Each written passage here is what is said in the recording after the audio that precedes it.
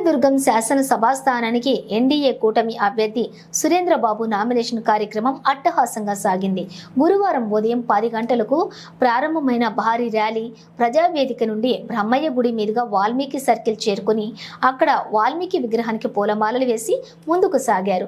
గాంధీ విగ్రహం, మసీద్ circle, Ambedkar circle వరకు భారీ ర్యాలీ చేపట్టారు.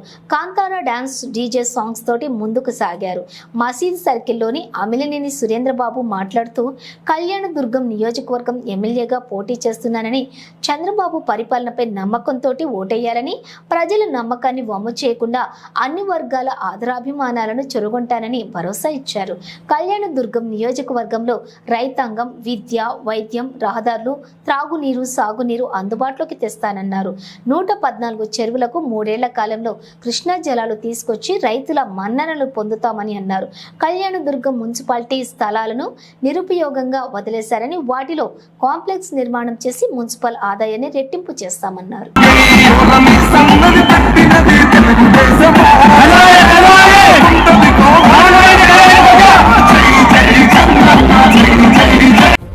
అపూర్వ స్వాగతం. మమ్మల్ని నామినేషన్ కార్యక్రమం తీసుకొచ్చి నామినేషన్ వేయించడం జరిగింది. ఈరోజు ప్రజలు, కార్యకర్తలు, నాయకులు, మా తెలుగుదేశం పార్టీ నాయకులు అందరూ కూడా తండోపతండాలుగా తరలివచ్చారు. వాళ్ళు రాబోయే కాలంలో మే 11వ తారీఖు సిద్ధంగా ఉన్నారు సైకిల్ గుర్తు ఓటేయడానికి. నాకు అమిలినేని సురేంద్రబాబు నేను అసెంబ్లీకి పంపడానికి, అలాగే ఓ అంబికా లక్ష్యానికి పార్లమెంట్కి ఇద్దరు కూడా సైకిల్ గుర్తు ఓటేయడానికి సిద్ధంగా ఉన్నారు. ప్రజలు చాలా విసిగిపోయినారు. ఇప్పుడు నడుస్తున్న ప్రభుత్వంతో చాలా విసుగొచ్చి వాళ్ళందరూ కూడా మా పరిస్థితి దారుణంగా ఉంది. ప్రతి గ్రామంలోకి వెళ్ళినా కూడా మా పరిస్థితి ఏది బాగలేదు, మాకు తాగడానికి లేదు, సాగునీరు లేవు అనే అభిప్రాయంతో.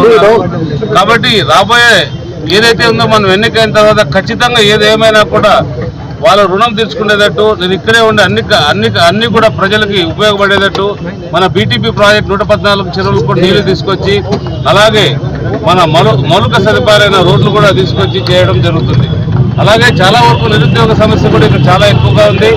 ఆ నిరుద్యోగ సమస్యకు ఒకటే పరిష్కారం, మనకు ఆల్రెడీ ఏపీఐసీసీ ల్యాండ్ 1000 ఎకరాలు 1200 ఎకరాల దాకా మనకు భూమి ఉంది. ఆ భూమిని మౌలిక సదుపాయాలు కింద కల్పించి అక్కడ మంచి ఇండస్ట్రీస్ తీసుకురాగలిగితే, అంటే గార్మెంట్స్ కావచ్చు, కుటీర పరిశ్రమలు కావచ్చు, లేదా ఇతరతర పరిశ్రమలు ఏమైనా తీసుకొచ్చి అక్కడ బాగా అభివృద్ధి చేయగలిగితే మాత్రం ఇక్కడ యూత్ ఇక్కడే ఉండి బాగా పనులు చేసుకోవడానికి వాళ్ళకు ఉపయోగపడుతుందని ఆశిస్తున్నాం. ఖచ్చితంగా ఆ పని కూడా చేసి పెడతానని తెలియజేస్తున్నాను.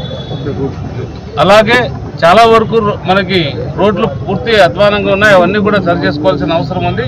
అవన్నీ కూడా రాబోయే 2-3 సంవత్సరాలు లేదా 3-4 సంవత్సరాలు అన్నీ కూడా చేసి ప్రజలకు ఉపయోగపడేటట్టు అన్ని చోట్ల తార్ రోడ్లు వేసి ప్రజలకి సౌకర్యంగా ఉండేటట్టు చేస్తామని తెలియజేస్తున్నాను.